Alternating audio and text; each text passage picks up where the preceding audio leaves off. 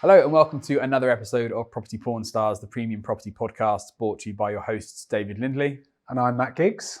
And today our guest, our star is, well, if you're watching this rather than listening to this, you're in for a treat because he is the most magnificent mustachioed man in the industry at the moment. He looks like a porn star. That's all I can say. You've taken the brief far too seriously. Yeah. He's got the porn star guy. Well, for anyone who's listening to this, not watching it, our guest today is Simon Gates from Opening the Gates to More Listings. So welcome and thank you for coming. Thank you for having me, guys. Really appreciate it. No, we really appreciate you spending the time here. Do you know, it's funny because you and I were together earlier this week and your name came up in conversation and we were trying to describe what you do. And I find that quite hard because you seem to do so much with data and with marketing and with training and advice and guidance. And then Matt summed it up and said he turned stats into stories. It's like, that's really good. That's my elevator pitch right there. Did he make that up or did you make that up? Sounds like something he would say. But I think and I've told this story many times, but when I first met you, when I had the coaching with you, you were like, I get it, Simon, you're very data heavy, but you need to think of the other side of the brain and how can we work that data to be more story led? And that was the light bulb moment for me. Because I went down the stats route because that's the way my brain works, but also I was very young at the time. Well, I wasn't that young, I was mid-20s, but I looked very young, didn't have the tash. And I think that when I went into people's living rooms, I thought they were looking at me going, you're too young to sell my house. So I wanted to really impress them with like, I know this property market, I'll know the stats better than anyone else. Even if they've been doing the job longer than I've been born, no one's going to out-knowledge me in this market. So I think I went quite far down that route. And then Matt said, we'll move that into the stories. So how do you do that then? How do you turn stats into stories? So a good example, let's use some Rightmove statistics from recently. So Rightmove have done 6 years worth of research. Whether you love them or hate them, they've got billions of pieces of data, right? And they looked at 6 years worth of research and found that properties that reduce their asking price are 10% less likely to go on to sell. And if they do go on to sell, they take twice as long.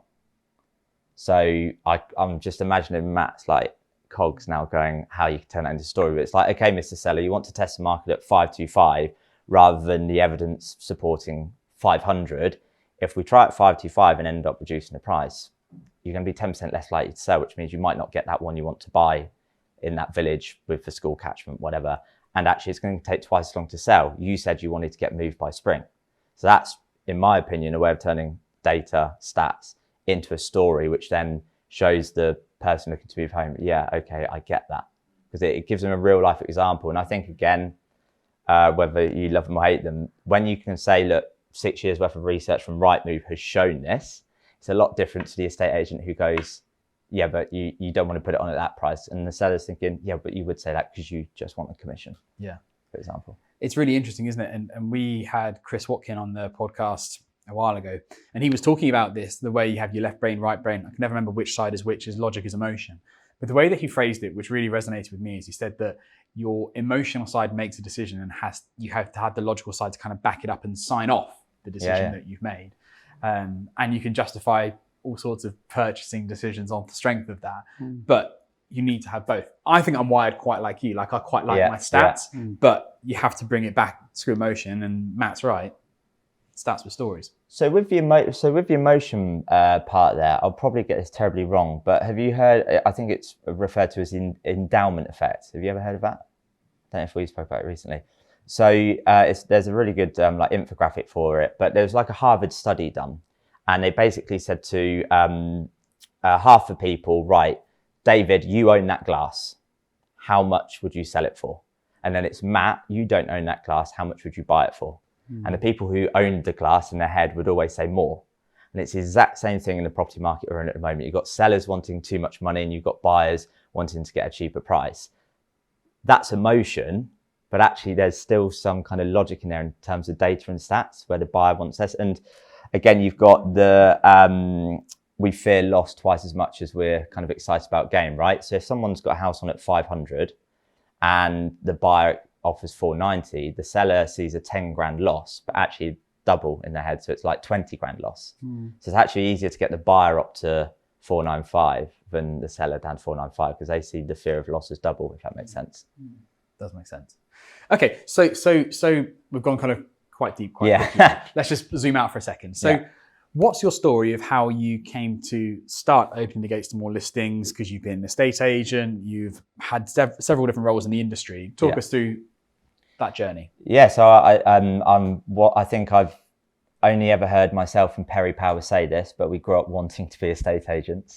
Do you know, it's funny you say that. You listen to loads of podcasts and everyone says, I fell into it. Yeah, the amount of times you hear that is astonishing. You see, I don't have a story of being a failed footballer. I love a jab. I just wasn't.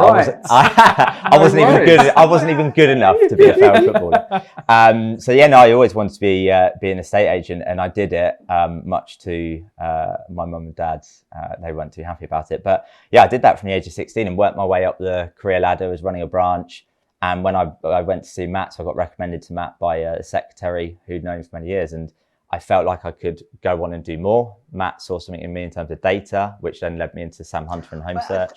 Well, I saw more than that, actually, because there weren't many people that worked in an employed role for a company who invested personally in coaching. In fact, I've coached for 20 years and I've never, ever had another person before or after. Yeah, wow, okay.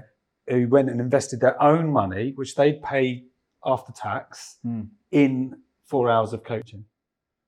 I think that says a lot from the off. So there's more than just, I saw that and thought, wow, this guy's got something. And then there was, obviously, you lent very heavily on knowledge, which I don't think is a bad thing either. You just reminded me of that VAT I would have paid, which I couldn't claim back. Yeah. I can see something brilliant. Yeah, absolutely. But yeah, no, but I paid out my own pocket. I took holiday to go and do it, and the big outcome from that initially was conversion rate went up, which was more sales, more revenue, more profit, and it actually meant I hit my annual target to get a bonus. And then straight after that I went into the world of Home Search with Sam, spent 3 years there, and towards the end of my time there I would like to think offering a lot of value outside of just the Home Search platform, so around Google Chrome extensions, property data, direct mail, social media content, and agents started approaching me saying, why don't you do this yourself? I was like, why would I do that? I was very happy in an employed role, looked after well, and then in the end so many people said it, I was like, maybe I should do something. And then 31st of January of 2023 I handed in my notice, and it's interesting, right, because it was a real measure of Sam as a person, because he was made up for me. And he said, amazing, like, you've got to go do it, support you fully, what can I do to support you? And then, and that was 8 months ago when we were recording this. And I feel like a proud dad. I'm not sure that's because I'm a lot older than Simon, but I don't know, how long ago was it when we had that coaching session? Early 2018. And there you go, you know. And what's that been like then, that transition from employed to your own business? What's that been like? I actually don't think it's been that difficult, and in one sense. And the reason I say that is I treated the branch that I ran like my own business, and I think that is a really, really rare thing. Like, I really did. I worked for a multi-branch independent, but I really treated it like it was my name above the door in every aspect. And it was really, really hard to leave that role. And it was the same at Home Search. I treated it like my business, and people used to say to me that they thought like I co-owned it or something. That would have been very nice. And so I think the thing in terms of going into like self-employment, like a lot of estate agents are following that route at the moment, is you're used to getting the pay on one particular day, and that's just evaporated. So like even now I'll get different days where I have pay come in. There's a lot of imposter syndrome. Like, I've had over 50 Google reviews, I've worked with over 100 estate agents, I'm doing things like this, which is amazing. Yet one day I'll just go, people could just stop working with me tomorrow. And then you wake up the next day and you get an amazing message from someone saying, been listening to your podcast for months and months and months, I'd love to work with you. And I've never met that person, never spoken to them. It's quite satisfying, isn't it? Like those messages, when you just get them out of the blue, they're unbelievable. That's kind of one of the signs that you're doing something right. I know that I've had clients recently that I've started mentoring, and they've been watching videos for like 4 or 5 years. You're like, wow, that's a long time. Like, I stalked you a lot.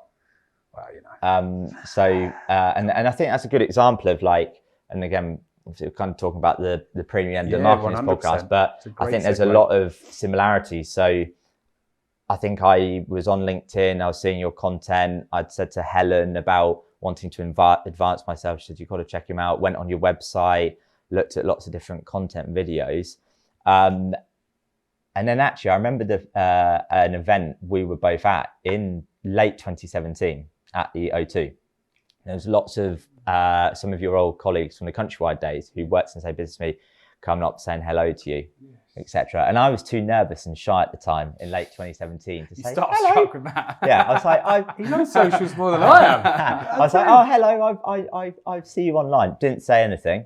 I think walked past you, and then it would have been a few months later where I picked up the phone or sent an email and said, let's do something. I think that tells you a lot about the reach that you can have on social Yeah. channels and the fact that don't always rely on someone liking or commenting. That's it. You've got that immediate understanding of who's watching and listening, because you really don't. And it's a quick example. I've been on YouTube a lot. I've launched my YouTube channel and new website to come on the training and mentoring side. But Saturday morning, about 4 weeks ago, I woke up. Sorry, it's about me just for a second. And I had wanker and arsehole on, sorry, I shouldn't really swear, on my YouTube, you saw one of my my comments. videos. I liked your disguise though, And I thought, oh, well, it is what it is. And I don't really get too bothered by that stuff. And then later in the day, I popped to Waitrose, grabbed some bits and pieces, and there's a guy in there who's 21 called Ollie. And he made the point of coming up and going, I follow you on TikTok and Instagram. I love your content. I'm not looking to be an estate agent, but I love the production. I'm learning about social media and stuff. And I think what we're sort of trying to encourage people to do, especially if they're going self-employed, and I think you started the journey of personal branding a few years ago now. Yeah, definitely. And you've transitioned quite smoothly into going alone. And I think if anyone's watching this, just because it's a data kind of thing that you've done and you've gone from home search to doing your own thing, opening the gates, what you should learn by that is the fact that you should be putting yourself out there sooner and going and finding your niche, your passion, and sharing that wisdom and experience and knowledge to your market and building up your audience. And just on that, the personal brand thing, there was no intention of me doing what I'm doing today. It was just Sam said to me when I joined Home Search, he was like, you grow, we grow, we grow, you grow. And he actually said he works for me, not the other way around. And I thought, yeah, it's just a throwaway corporate-y comment. Genuinely meant it. And he said at the start, where do you see yourself? I was like, I want to be on a stage. I want to be presenting to estate agents. I want to be doing stuff like this. He was the one who told me to launch my own podcast, which sounds crazy when he's got his own podcast. It could arguably be competition. But he just, that's a growth mindset. That's a 100%. Collaborative mindset. Yeah. And I think this is where if you look at the top 5% in our industry, they all possess those same behaviors and mindsets where it's not about me, it's about we. And that's a great shout out to Sam Hunter on that. So going into that realm of going into your own business, kind of re-picking up where David was at before I interrupted, how much kind of tension did you have kind of going, this is like, whoa, this is it? Yeah, I think I'm a really logical person with the whole data thing. But I also, if something feels right, it feels right. So following you for ages, very logical, looking at everything you're doing, and then one day, bang, do it. Yeah. Same with quitting my job and going to Home Search. Very, very logical person, but I've told this story many times. Sam rang me up one day and went, "G'day, mate, do you want a job?" And I quit. That's ridiculous to just quit a career like that. And with this, I'd had a few agents say things, and I was thinking in my head, okay, well, if 10% of the ones who said they'd work with me, could I pay my bills, for example? That kind of thing. And then just before Christmas, I had lunch with someone, and they were like, "You should do this." And they probably badgered me and they'll know who they are when they listen and watch this. They badgered me every day, I think, in January. Have you done it yet? Have you done it? Have you done it yet? And then literally the last day in January, I said to my girlfriend, "I'm ready, I'm going to quit." And it was at that point that I registered on Company's House, got a website, domain, etc. Because I had people say to me, "Oh, you've been planning this ages," going back to your personal brand thing. The podcast was over a year old. I'd set up a Facebook group that got several hundred members. And I was like, well, actually, If you look at the date I incorporated the company, got a website domain and everything, it was in February. So I'd quit January 31st and launched on 1st of March. So February was the month of, oh my God, I've quit my job. I now need to get this going. But I think as well on that, if there's any agents who are like listening, watching this, thinking about going into the higher end, is what's the saying? Ready, fire, aim. Is that because I knew there would be clients, but I could have spent February and March in silence and not let anyone know what I was doing. But I just put out there on socials, I'm doing my own thing, get in touch if you want to find out more. And by the end of March, I had a bit of revenue coming in, which obviously eased my stress, but I had that revenue coming in. But I could have wasted March making sure I had the logo right, the website right, all these different things, and then no one would know who I am. So I think it's the same thing with the higher end of the market. You know, some of the guests you've had on, like Elaine talking about staging, Simon Hawksley with his high production video, James Scudder does some amazing stuff. But using James Scudder as an example, he does some unbelievable high production filming, like on a jet ski, looks really nice and stuff. But actually, he would go out door knocking. He would do the old school direct mail. He would pick up the phone and do that like nitty gritty boring stuff. So yeah, I think it was very much get started with it. And just again, on the data point, it's funny because when you sort of say data, it sounds quite boring, particularly if you're not that way inclined. But you think of just like Amazon, YouTube, Netflix, Facebook, like all these things, it is all revolved around data. Yeah. So you just got to turn that data again into stories and make it more interesting. And I think that there's so it's funny you say about data and making it interesting, because like you, I like my data and I spend quite a lot of time in 20 EA's insight system. And I was talking to a company this week and I was looking at them in their marketplace, and this company, 3-office company, absolutely killing it in the residential market. You raise the price threshold up to, in this case, it was £750,000 and above, and they were nowhere to be seen. Right. Like, this is crazy. You're leaving so much on the table. I worked it out. There's about £250,000 easily, conservatively, worth of fees there that they're missing out on if they're just a fraction of that marketplace. And they're not there. And I don't know whether it's that they don't know that market's there because they don't see the data, or do they not feel it? I think it's really interesting. Like, do you have conversations with agents about their whole strategy from a data point of view, or are you very tactical about this house and its history and how to win that particular instruction, or do you come at it from both angles? Yeah, it's a variety of ways of looking at it. And just with what you were saying there, the way my brain went in terms of like strategy, if an agent came to me and said, I want to look at that upper quartile of market where I'm missing out on, I want to slice that £250,000 worth of fees each year. One of the first things they can do is, without needing to spend loads of money, is to go on to Rightmove, go on to Zoopla, whether you advertise on those portals or not. There's loads of free data on there of full addresses that have tried to sell in the past. Yeah. So you quite easily just look back 6 months, 12 months, 5 years ago and write to someone and say, saw you on the market a couple of years ago. Do you still have an appetite to move? I'd love to have a conversation. That's so simple to do that. And if you wanted to take it a step further, you could pay £3 to Land Reg, find out who the owner is and match it up and address it to them. But on that as well, the amount of agents I've spoken to, it's funny, I can think of 2 or 3 occasions where this happened where I've been in person and I do this kind of technique. And I remember one particular person, and they started going like this on their laptop. And I kind of was like, what are you doing over there? And they're like, no, it doesn't matter. I was like, no, what are you doing? They'd type the address into their CRM and they're like, that person is in our CRM somewhere. Yeah. So it's like, okay, so we've drawn from the market with another agent a few years ago, but they're in your CRM, whether they've inquired about a house, whatever. I was like, cool. So don't send them a letter, don't door knock them, ring them up. You have the telephone number, have a conversation with them. Yeah. We have a saying, you say the devil's in the detail. I think the devil's in the data, because they are there. And that's what's so powerful. That's why we work on a combined lifecycle CRM system purely for that reason, to build the biggest database we can in that premium market and then mine it. I think, again, going back to James Scudder, a conversation I've had with him is, if we just said council tax band F, G, H and I, let's say, and what's that sort of top 10% of the market, someone like James, his sole kind of view is, all the marketing he does is, let's say there's 5,000 chimney pots in his marketplace that are in those council tax bands, get the name and telephone number and email address of every single person who owns those properties. That's what the marketing is, because once they're in your database, you own it. and you can then just nurture the hell out of them. But I think there's too much transactional thought process in this industry, isn't there? Can I earn money from them today? Yeah. But actually, if I can book a market appraisal with someone who owns a multi-million-pound property, if they're not selling today, great, nurture them. But also, I would say someone who owns a multi-million-pound property probably knows other people in the area who own multi-million-pound properties. So you ask for recommendations, referrals, etc. Well, actually, you've said a few things there which answers the question that I was going to ask you, which was, if you were to start out a premium estate agency today, what are the kind of things that you would do?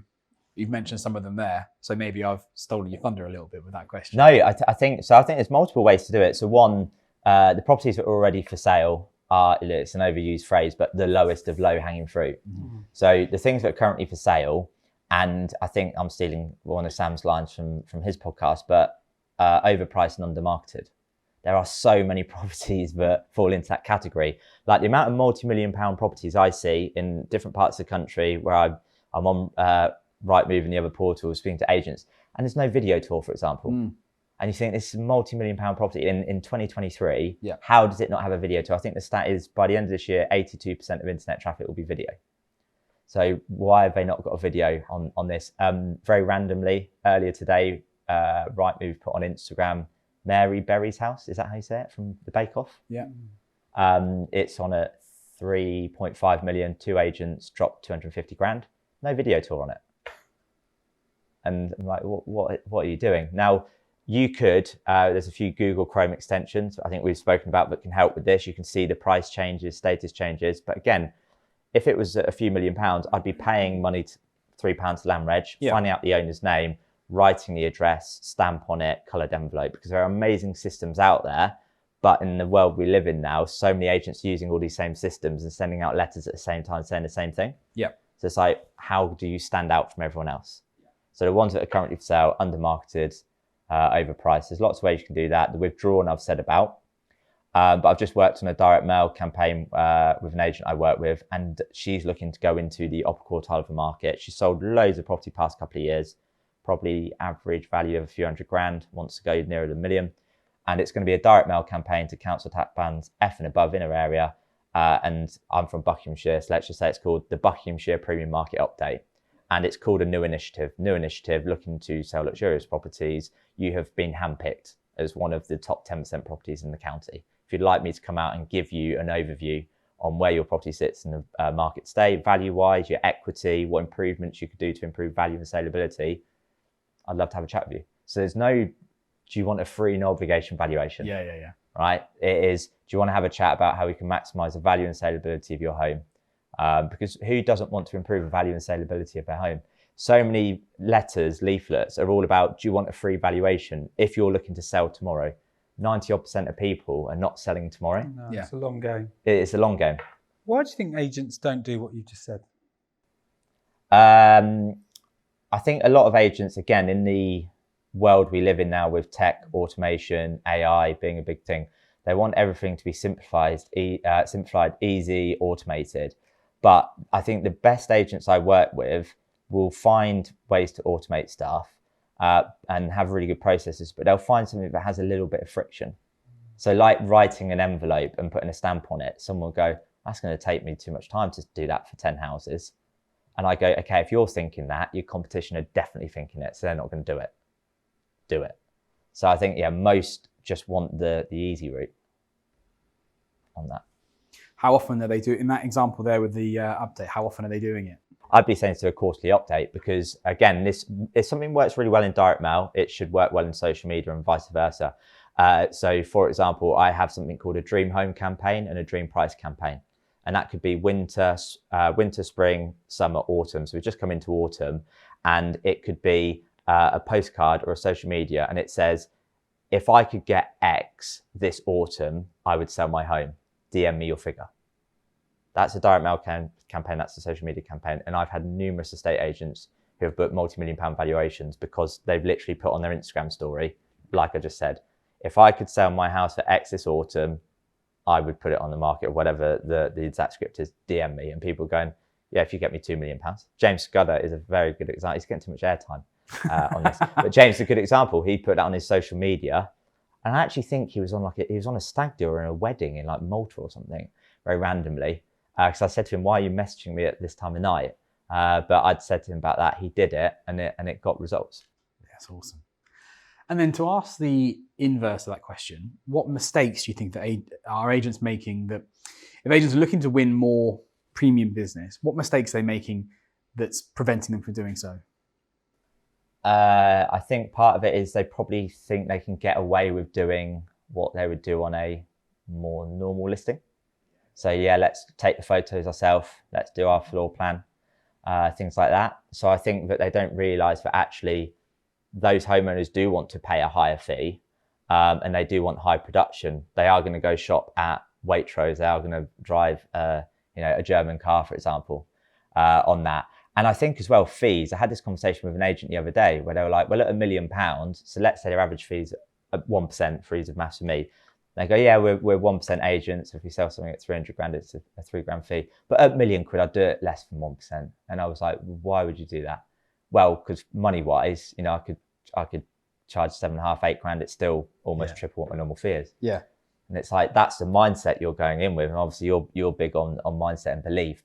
And I definitely would have thought that back in the day. I would have gone, oh, forget the percentage fee, actual money.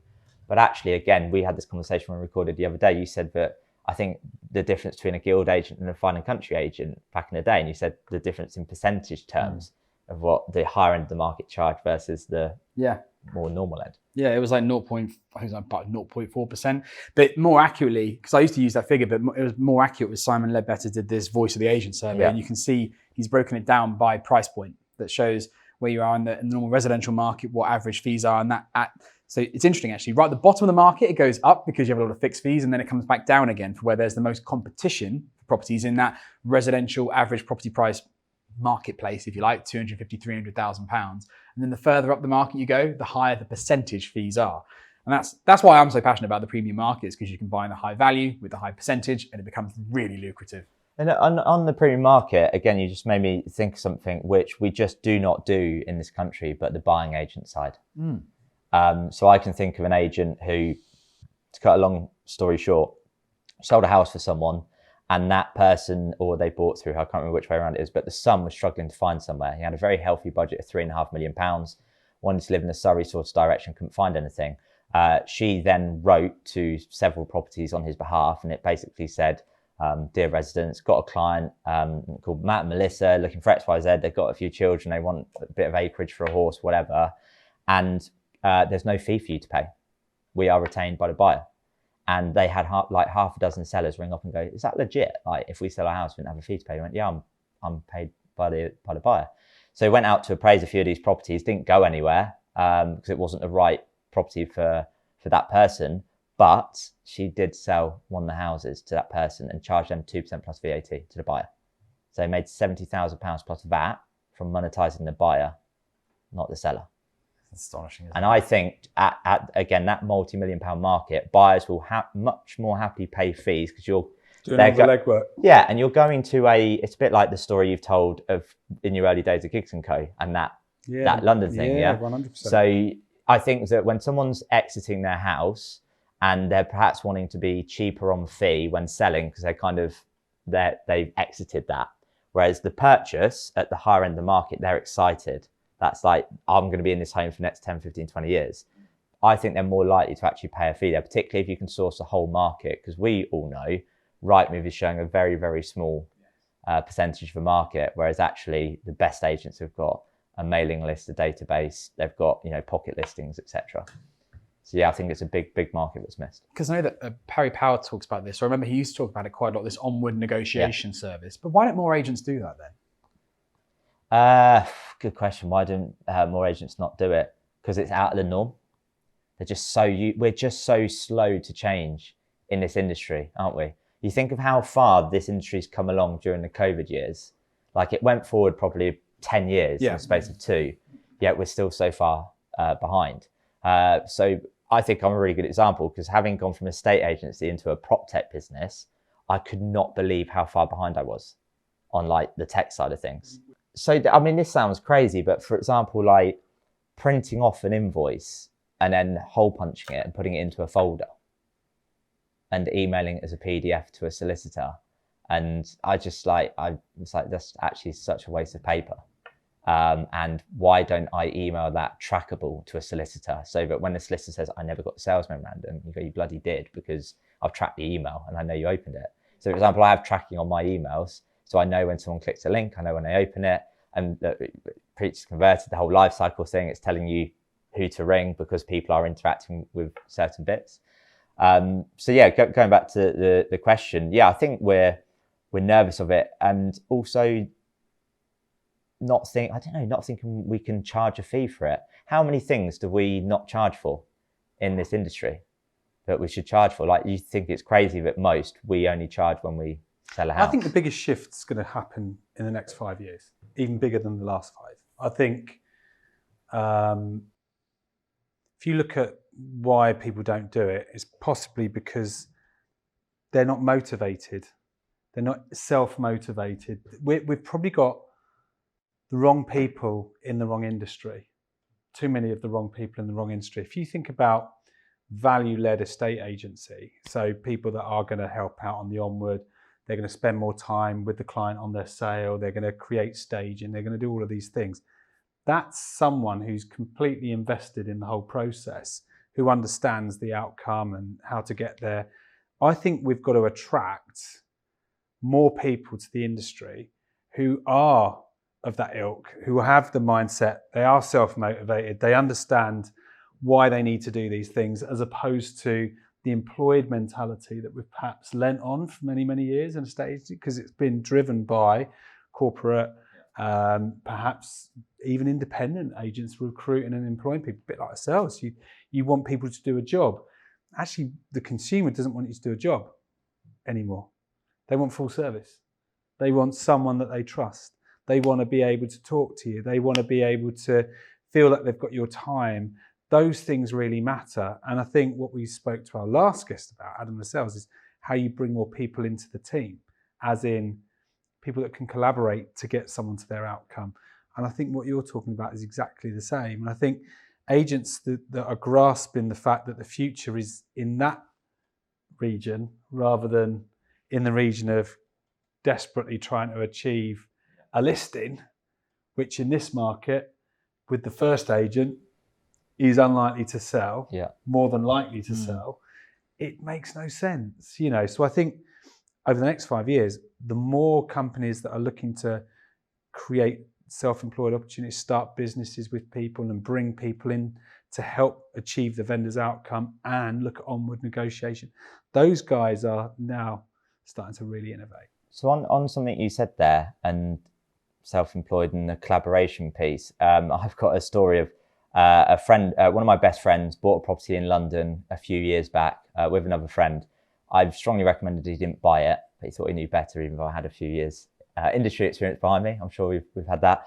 And he bought this place, I think Help to Buy, brand new, other builds going on around it. I was like, what are you doing? Like, if you try and sell that second hand, no longer Help to Buy, you've got other new builds happening around it, and then the market dropped for flats in London because of COVID and stuff. And he's taken a hit on it. But he put it on the market with a self-employed model, and they told him what he wanted to hear rather than what he needed to hear. Right. And it just kept going on and going on. And he's like, Simon, this is costing me money and it being empty. It's not rented out.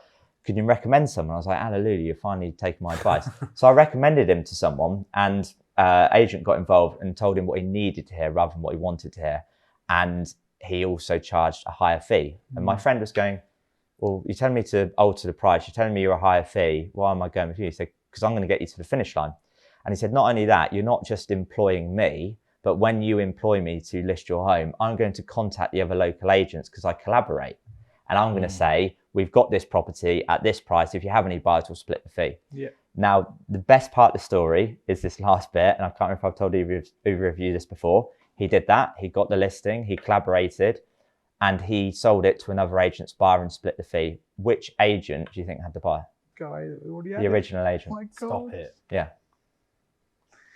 So what's the story there? How had he not done that? How do you not put it Because together? so I can't remember the exact pricing, but it was roughly, let's say, 525, 550.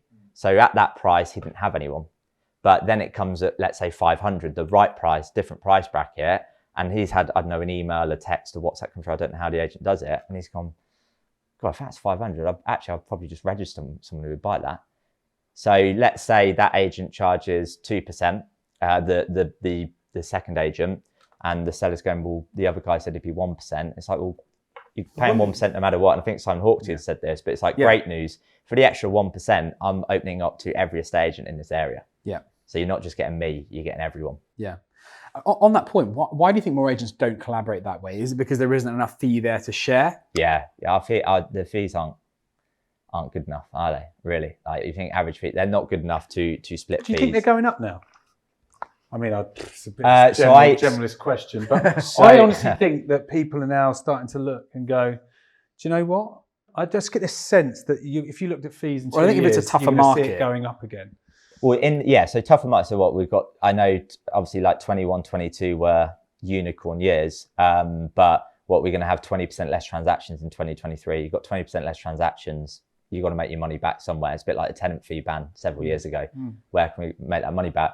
But Rightmove did a webinar recently, and I can't remember the exact stats off the top of my head, but it was staggering that majority of the industry voted on a poll that they charged less than 1%.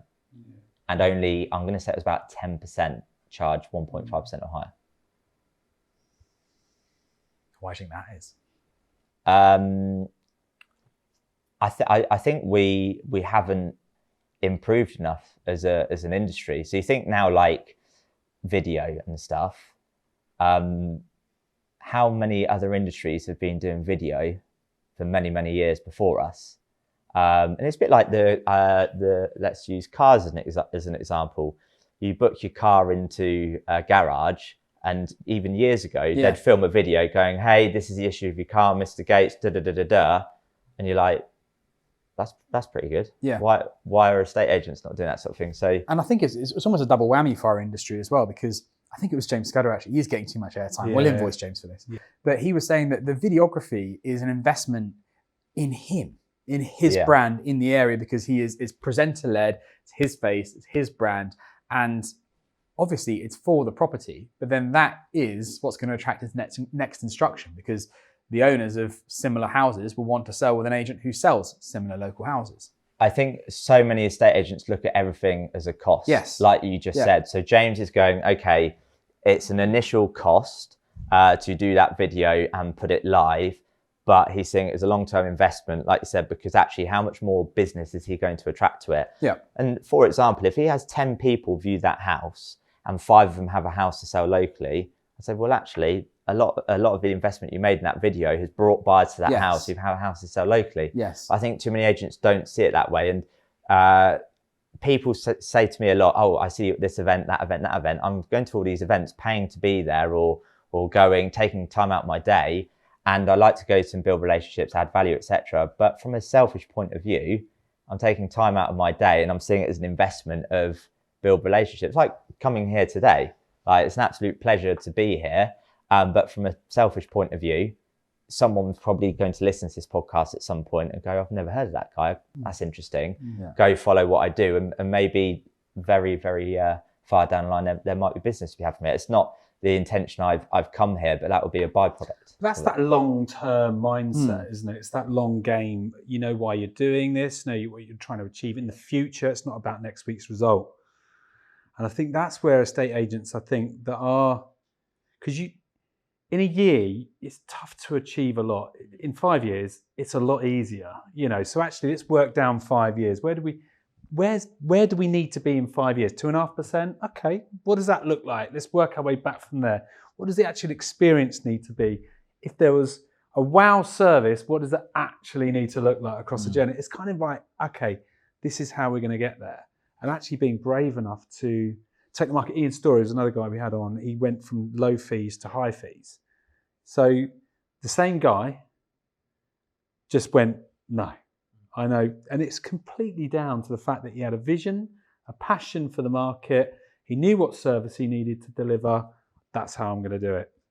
And I think there's a lot of people out there that are sitting on the edge of increasing their fees, but it's just that bit of courage to know why they need to do it and what is it they need to do in return. I guess it's, again, when you've got a market where transactions are dipping, estate agents immediately go, oh my God, I need to cut costs. And I use this in a webinar with 20EA. I use the golf analogy. I know you don't play golf from our podcast recording. Waste I know, time. terrible, but obviously this will relate to you. But I'd said that in the winter months, the ball doesn't go as far. Yeah. It's windier, it's rainier. Yeah. So you've got to hit a 5-iron rather than a 6-iron. Yeah. Well, if there's 20% less transactions, you've got to invest more money. You've got to up your fees because it's a colder market. That's kind of the analogy I use. So yeah, I think agents go, oh my God, I need to get houses on because I need to keep the revenue coming in. And just on the fees, 3 things which I'm completely R&Ding and not original to me, but that's kind of how I've made a business, stealing ideas from people. You've mentioned Perry. So him doing his price promise guarantee. So for example, he charges 2%, and if you take 2% off your asking price, I'll reduce my fee by 2%. So actually he's reducing it from 2% to 1.96%. Genius. And then performance enhancement fee. For every grand I get you above asking, I will charge you £200. Again, enhancing the fee. So if I get you a great result, you'll pay me a great fee. And then the last one, there's a fantastic mobile phone app by Luke St. Clair from Knightsbridge in Leicester. And it's called either KB-Properties or Knightsbridge Colleague. And I'll show you afterwards, but basically you go onto this mobile phone app, you put your branding on it. So you could have a by design agent on there, and it could be, right, Mr. Linley, so you're saying that you want to go to the other agent because they're 1%, we're 2%. Well, statistically, I achieve a higher percentage of asking price. And you just put it into the form with your logo on it, and it says at the bottom, this is how much extra in your pocket you'll get with me.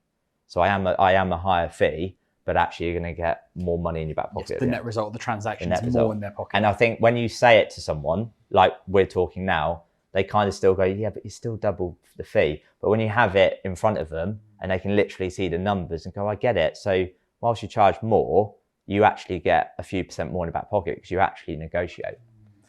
Stats into stories. Stats into It stories. really is. And you're very good at delivering both. And I think that's something that I think solidifies that emotional and logic decision-making process, which most people have.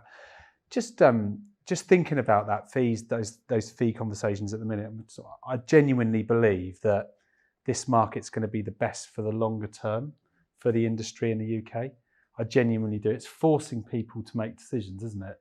Because when you're squeezed like you are, it pushes you, it backs you into that corner, and you have to do stuff. Otherwise, your business goes to a wall, or you got to make people redundant, or whatever it might look like. So I genuinely think this is going to push people to decision-making processes and looking at fees. And I think as an industry, that's you're right. It comes back down to what are you giving that client. Perry's example there is, we're going to give you this. Yeah. That's why we're worth that. Yeah. Knightsbridge are saying, Luke St. Clair, that's what we do. That's the evidence. What more do you need? And I think that's what we've all got to be. There's a little bit more prouder and clearer about, here are the stats. On average, we negotiate £17,000 from first offer to completion. Our fee is £7,000. You're actually £10,000 in profit if you use us, Yeah. So it's how you put these things across, which comes back down to belief.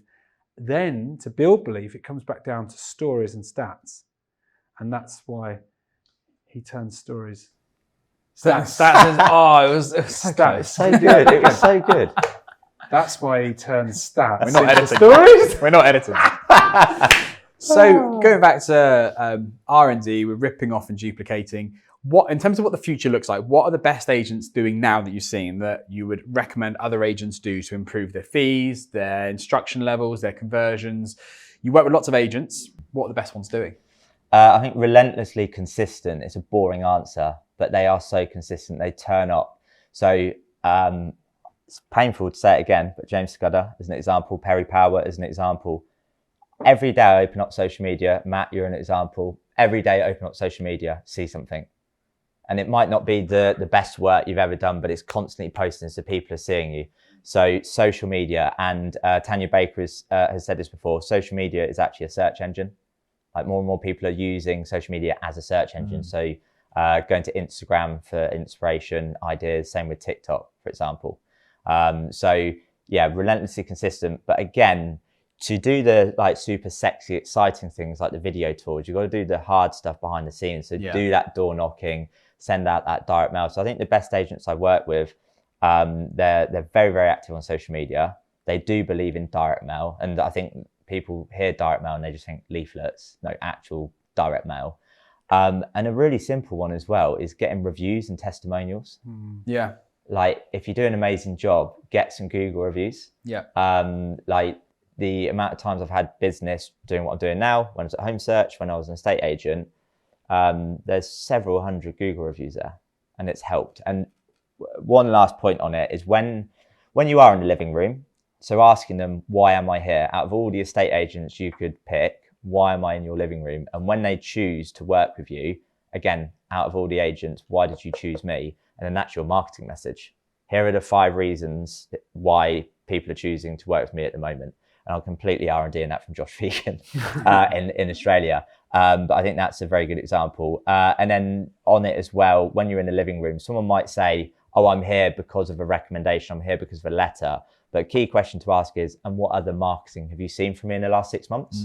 Because a letter might be the catalyst, or it might be a recommendation, but actually there's so many other touch points they've seen. Yes. So someone down the pub, someone at work, they've seen the boards on the road. So you just got to understand all those things. Because again, back in the day of being an agent and in the CRM, the source, Rightmove. Okay, so the sellers booked a market appraisal from Rightmove. I don't believe that. So when you're in their living room, what marketing have you seen from us? And then they tell you. I think like so much of that is wrapped up in that 7-11-4 concept. Yeah, 100%. And, you know, I suppose being relentless about it is what gives agents the opportunity to have that 7 hours, 11 interactions, 4 different locations, which is what I think it's Google did the research on this. I might be wrong. And said that that's what causes people to interact. It's kind of a theme that we've been talking about, I suppose, throughout this conversation, is having that interaction with someone before you've met them. And obviously social media being a prominent force there. Just on that particular point, with social media and the premium market, is there anything that you might know, maybe you don't, but about which platforms or which content resonates best with the premium market compared to other platforms and other content? I think you again, marketing combination and using a few of them. So Tanya Baker is a good example. Again, she's had some crazy stats on TikTok, and she'll get the dinosaurs say, but you don't get buyers and sellers on TikTok. When actually Matt Mellor and Summer Newman had said at Sean Newman's event recently, I can't remember the exact stats, but the age group of the average user on TikTok, it was crazy. Actually, it was older than you think. People like Matt being on it, you know. But on TikTok, Tanya will get, sorry, I've done that twice now. Tanya will get someone message her and say, my daughter sent me a TikTok of you. So it's like that second connection kind of thing as well. So and there's multiple examples, but Instagram, TikTok are very good for the super sexy video image sort of content. But again, LinkedIn as an example, if I know people in my area who own high value properties, connect with them on LinkedIn. So you'd like to think if people are in multi-million pound properties, they're probably going to be in quite executive roles. Normally executive roles you associate with LinkedIn. Connect with them on LinkedIn, start liking their stuff, comment on it, engage with them. They'll hopefully do the same. Their connections will see. Again, I'm thinking of an agent in my head who does that very well and gets business off the back of it. And then Facebook, you know, there are Facebook groups out there that you can post into. Again, Perry Power is very good at it. Just adding value. And it doesn't matter what end of the market it is. Just add value, could be community based. Ian Story does lots of video stuff, you know, sat on the sofa in his office with a colleague talking about different things, and they get loads of traction from it. Yeah. But it's being relentlessly consistent to do it. Remember, Chris Watkins said the shortcut is the long game. So yes, and on that from Chris, when I first launched my podcast, I was recording at 8 a.m. in the morning or 5:30 at night, so before or after work, and that was in the summer of 2022. I recorded best part of 50 podcasts over a period of 2 months, and I started releasing 2 a week to start with. So it was just content. And in the last 18 months, there's been 1 week where I've not released a podcast. And my podcast is very different to this in that, look, we're in a studio, it's high production, there's visual, there's audio, etc. But mine was very much rough, raw, ready, hit record, as you know from being on it, get it out there. And that's kind of been my style. I don't have intro music, I don't have outro music, straight into it. So relentlessly consistent. Do you think, just from running your podcast there, and so you run a podcast, we run a podcast, but I suppose to a degree we're B2B businesses, estate agents are B2C, the consumer facing businesses.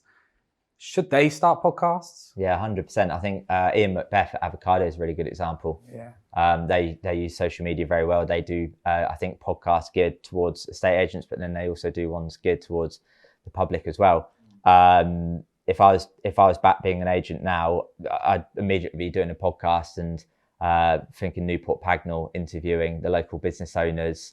I could literally think of, this sounds really random, but I'd go to some nice areas, some of the villages around Newport-Pagnell, and I'd just go up to people. I'd hire a cameraman and I'd go, what do you love about living here? And they'd tell me. And then you get some clips together.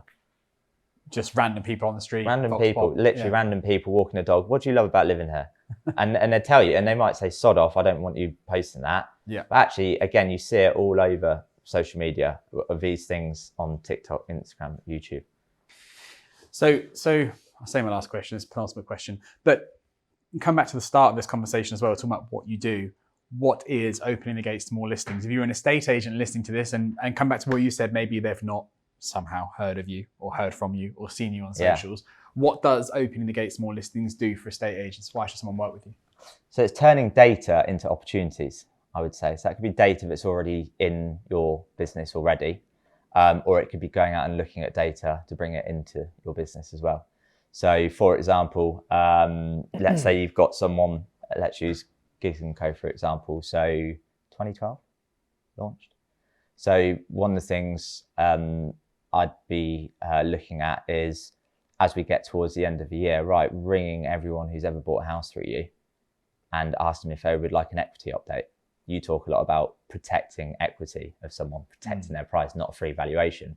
And again, I would say to estate agents, and I'm digressing now, but those people who've sold through Gigs & Co, how many of them have bought through another agent locally, and what's the stay in touch policy? 9 times out of 10 when I ask that, they go, I don't have one. So someone's sold through you before, bought through another agent in your town, and you don't stay in touch with them. So it's turning data into opportunities. Succinct. You want to say the stories, don't you? I like it. I'm stealing it. Well, I think I've sat here and I've spent more time listening. I know Simon really well, and actually it's normally the other way round, that if I know someone, I tend to do most of the talking and vice versa. So I always listen to Simon. I've met him a number of times over the years, and I end up listening because I always think, yeah, we need to do that. And I think one of our weaknesses in our company is that we aren't taking enough of what we're being taught and putting it into action.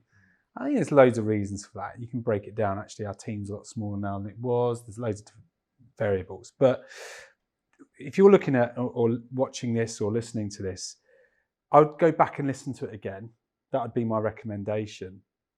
And I'd write down just one thing that Simon's come up with today that you should take away, because there's lots of opportunities in there for you to go and improve your current business and the one that you're going to maybe work on in the future. I had a catchphrase that was on a podcast. I can't remember whose podcast or what it was, but someone said there's self-development and there's shelf development, where you hear stuff and just put it on the shelf and don't do anything with it. Well, there's a lot of people, they post books that they've read and everything else. Yeah. And I always think, what about the thing that you did with it? You Yeah. know, show me that, because that's what I'm more interested in. I mean, going back over this today's episode, Simon's demonstrated taking ideas into action.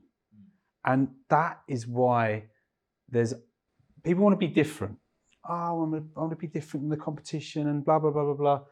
Take action. Go and do something different. Go and be different by doing something that you've learned. And that's the challenge for a lot of these guys out there. It can be quite overwhelming. They'll spend on average 5 hours a day scrolling instead of 5 hours a day ringing customers and asking them how they are and did they want an equity update. Imagine if you just done that for a month. Yeah. Would you have more valuations? 100%. Not only that bit, which is the get bit, what are you giving? You're giving inspiration to your audience. And I think that's the bit that I would say you've done brilliantly over the last 3 or 4 years, and that I've seen your consistent approach to giving content, giving value. You're not a taker. So the mindset is a complete shift to most of the industries which are commission hungry, commission breath. It's actually, no. Go out into your marketplace, give great information, great insights, great stories, things that are relevant for people's circumstances, and you'll grow your business and your reputation at the same time. Well done, mate. Honestly, it's nice to be on the other side of the, I was going to say the fence, but we're not really on a fence. We could say a gate, couldn't we? Hey. See what you did there. But you're a great example of someone who's just absolutely on the rise and doing great things in the industry. And I'm really proud of you, mate. So well Thank you, done. mate. Thank you. It was all going really well until we find out what your porn star name is, though, Simon. And that, yeah. Are you lying, or are you going to just tell you what it really is? Well, obviously, I've listened to, I think, every episode, and yours takes some beating with Kevin Tiny. But so it's middle name and your first pet's name, right? Yeah. So my middle name is Richard, and anyone who went to school with my dad would call him Dick or Dickie Gates. So I'm going to say Dick rather than Richard because it goes better. But first pet was Jack, so it'd be Dick Jack or Dickie Jack. That's not bad. It's not bad. I'd say that's kind of top third. Yeah. Yeah. Would you? Okay. We've had It's up some there. real dull ones, and we've had a few that are kind of challenging the top Yeah. spot. You're always onto something with a Richard, I think. You can always work Richard's with a good that. start, I would say. I think I said when we did your podcast, because it happened to me that day, that I spoke to someone who was in Cyprus, and she said, "Oh, I recognise your name from somewhere," and it was from this podcast. And she'd already been thinking about what her porn star name was when I was having the call with her. It was the strangest thing in the world, but clearly this is yes, going viral for all the wrong reasons. Yeah. We might change the way the algorithms for it, just so we can get some real meat on the bone. I think calling it an algorithm is very, very polite. So, firstly, Simon, thank you for coming on the podcast today. And also, it's been great to work with you because we've been collaborating on a number of different things. You've done some awesome workshops for us in By Design. We've done podcasts together. We do a newsletter together every month as well. And it's been awesome. You know your onions. You really do know your onions. And I think that anyone who's considering having a conversation with you shouldn't consider it, and they should have a conversation with you because there's so much actionable stuff they can take away from a conversation with you that would change businesses. So thank you for coming on here today. Congratulations on everything that you're doing. Thank you very much. It doesn't seem like you've only been in business for that amount of time. It feels like you're part of the furniture of the industry now, doesn't it? Before he started. Yeah, exactly. Absolutely. Yeah. Good man. So thank you, Simon. And thank you to everyone who has watched or listened to this episode of Property Porn Stars. Oh, if they've been impressed by your mustache, can they donate to your Movember? Are you doing this for Movember, or is this for today? So I actually, it's not, is it? So I actually, What the yeah. hell? So I decided to have a shave the day before 1st November to annoy my girlfriend, and she hasn't bitten yet. But no, I do need to raise money for this, so I'm sure, I'll get a link. I think it suits him though. I think we're going to get My to the 1st of December and it's going to be My there. dad had this in the 80s. I was actually looking at a wedding photo the other day, and it's very like Mark Lawrence and John Aldridge kind of vibes. They were very popular back then, weren't they? Dickie Gates rides again. I went to Australia and literally moustaches were everywhere. Yeah, it's that and the mullets, isn't it? Yeah. The mullet, yeah. Anyway, we're wrapping up. There's a bit of a sidetrack there. We'll share the link for your Movember. It's very well earned and puts us to shame 8 days into November as we are today. Jesus. By the end of it, you're going to have handlebars and everything. Aren't you? So thank you so much for listening to today's episode. If you've enjoyed what you've heard, and I'm sure you have because Simon's been an awesome guest, then please don't forget to like, follow, subscribe, download, rate, comment, let us know. We'd really appreciate the feedback. And until then, we'll see you in the next episode. See you soon.